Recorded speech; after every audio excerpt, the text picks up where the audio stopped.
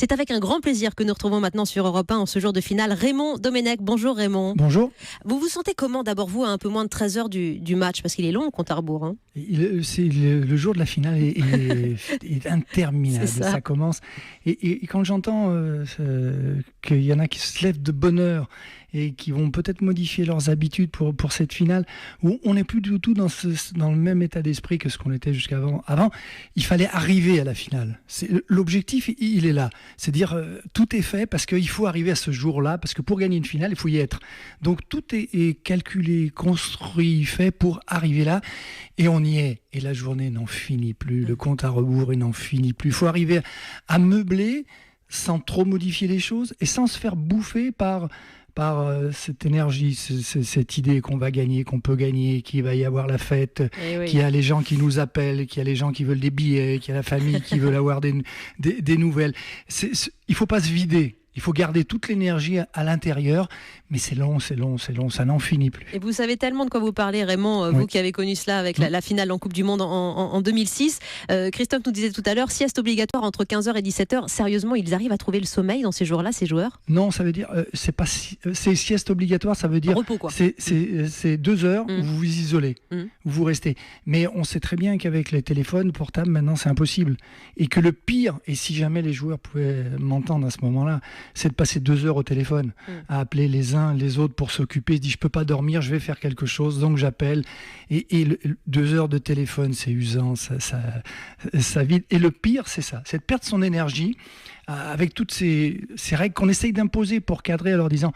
Allez, stop, isolez-vous, faites autre chose et pensez, essayez de ne pas penser. Mais en s'isolant, finalement, on pense qu'à ça. Et puis, n'importe comment, à partir du moment où on se réveille, on ne pense qu'à ça. Raymond, il y a la pression évidemment du jeu, l'envie de faire bien en collectif. Et puis il y a de l'euphorie, on le voit dans la presse ce matin. Même nous, on est mobilisés jusqu'à minuit parce qu'on a envie d'y croire, ça fait du bien au moral, on sait tout ce qu'il y a derrière. Mais je ne sais pas si vous avez entendu Charles Villeneuve qui disait « Attention, il y a danger à ce moment-là. Quand la France bascule dans le statut de favori, les joueurs ont-ils les épaules pour supporter tout cela ? C'est un poids énorme. C'est pas que le statut de favori, c'est vrai, il a pas tort. Tout d'un coup, jusqu'à présent, on devait les premiers matchs, on devait les gagner sans problème. On n'était pas favori, c'était la logique.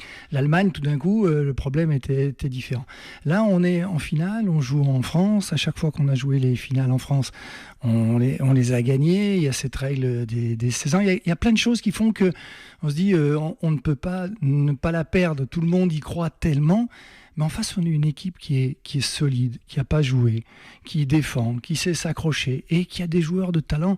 Je veux dire, presque, c'est la première équipe où on a deux véritables attaquants qui peuvent nous poser des problèmes. Alors jusqu'à présent, on n'a pas eu cette situation. Donc oui, méfions-nous de ce Portugal. C'est un hérisson qui défend, qui sait s'accrocher, qui a enlevé tout ce qu'il faisait avant. C'est le beau jeu, la qualité, les passes.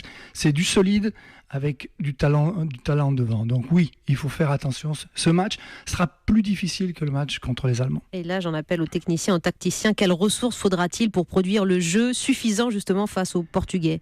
Déjà, il faut ne pas rentrer dans ce match-là épuisé, vidé, avec la pression. C'est de se dire, c'est qu'un seul match. Et retrouver ce qu'on a trouvé dans les bons matchs où on a fait, c'est cette vitesse de passe, cette qualité pour aller presser l'adversaire. C'est cette capacité à jouer entre les lignes pour pouvoir éclater le bloc portugais. Il faut arriver à isoler les défenseurs, justement pour trouver des espaces. Sinon, on a un bloc en face qui sera très solide. Bon, on va essayer de croire au gris-gris. 1 et 2 et 3-0. Il y a eu l'Euro 84, le Mondial 98 à domicile. Voilà. Peut-être un troisième sacre, vraiment ? Il faut y croire quand même. On le souhaite, on l'espère pour tout le monde. Quand j'entends toutes les conséquences que ça peut avoir sur la fiscalité, sur l'économie, sur le bonheur des gens, je me dis alléluia, allons-y, vive le football.